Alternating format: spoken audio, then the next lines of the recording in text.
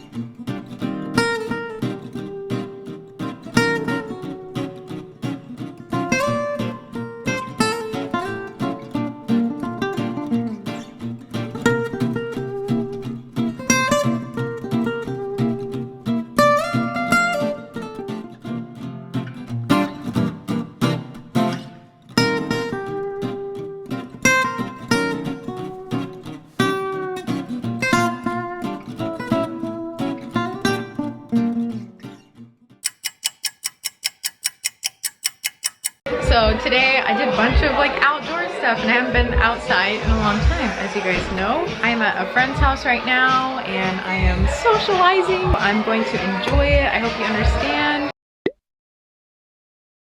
So let's see.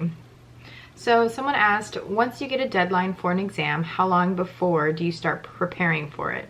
So I start learning and trying to grasp that material the same day that I get it, just because the material builds on really quickly and then you end up getting screwed at the end. And also for retention purposes, you shouldn't wait till the very end to start cramming for an exam, just because you're probably not learning at that point. And so yes, I start as early as possible. Someone asked, what's the biggest takeaway you have so far from your first semester as a medical student? That's a great question. I think the biggest thing is sleep. In the beginning of the semester, I was sacrificing sleep so I could study longer, and I do still study long, but I will either sleep in like a little bit more, or I will go to bed earlier just to get that sufficient at least 7 to 8 hours of sleep. What you need to sleep to consolidate your memories and all your learning.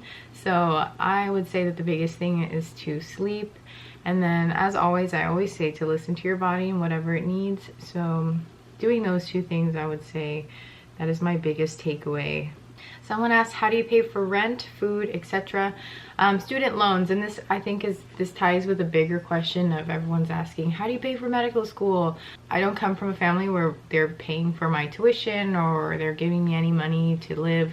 So I got loans from the government, and it is like an astronomical amount of loans, but that's just a part of the process. So it is what it is, and most students are in the same boat as I am. So don't worry about, how am I going to afford medical school, because really most people can't afford to go to medical school. And then also, I know I've gotten a lot of questions about, do people have jobs in medical school? I know a lot of people that most people don't, just because it's hard to find a job that can accommodate that kind of schedule that we have, and also you need any outside time to be studying.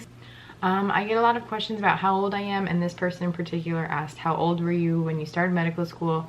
I was 25. I turned 26 in October. Shout out to the Libras. Someone asked, what job did I have in undergrad? So, okay, so I worked as a manager at a gym for a few years, and so I did that for a lot, which I recommend trying to find a position of leadership, whether that's in volunteer activities or a job, just because the leadership position looks really good. I did that, and then I also was a physical therapy aide, and so I did a lot of wound care, surprisingly, which was so cool. And I was able to work directly with patients and really see that whole side of patient care. And then I also, along with doing that, I worked as a physical therapy aide, but I basically was a medical clerk at the same time in an outpatient lymphedema clinic. So I dealt with a lot of the insurance companies and all scheduling and that stuff. So I saw with that job, which is all time like one of my favorite jobs I've ever had, and the people made it amazing. Patient care is phenomenal. I saw both sides of medicine, so the patient care aspect and then what goes on behind the scenes and the billing and ICD-10 codes. I get a lot of questions about my major in undergrad. So I majored in kinesiology and I minored in chemistry. My last question that I'm going to answer is any strategies for getting yourself out of a rut? I think what's really important is to remind yourself why you are doing what you're doing in the first place and your reasons behind that. A lot of times when times are hard, we totally forget why we're doing the thing that we're doing. And so trying to come back to that and remind yourself the ultimate goal or the purpose or why you started whatever it is in the first place. And then also to give yourself positive self-talk, whether that's you giving it to yourself or a parent or a close friend that knows you well that can help remind you like who you are as a person. What's really funny is that my mom, when I called her the other day when I was having a tough time, she was like, Rachel, you're a red ant. And so red ants are pretty indestructible. So I wrote it on a post-it note and I put it on my computer so I could look at it and remind myself that I am fiery and indestructible. And have you ever stepped on a red ant? Like, they keep going. So no matter how many times like they get stomped over, they are very indestructible and resilient little things. So I'm a red ant, and my mom reminded me that, and it's a great reminder. Yeah, so that is all for the Q&A. I really just wanted to beef up this vlog because it's like 2 minutes long without this, and yes, you guys deserve more than that. So I'm gonna go take photos and study and do some other things today, and I will see you guys in tomorrow's vlog. So thank you so much for watching, and until tomorrow, take care of yourselves, be kind to yourselves, and continue to work hard and all that good stuff. Okay, bye. Well, I'ma give it my best, and hopefully I'll make it out in one piece, or maybe two, and if I don't, it's okay.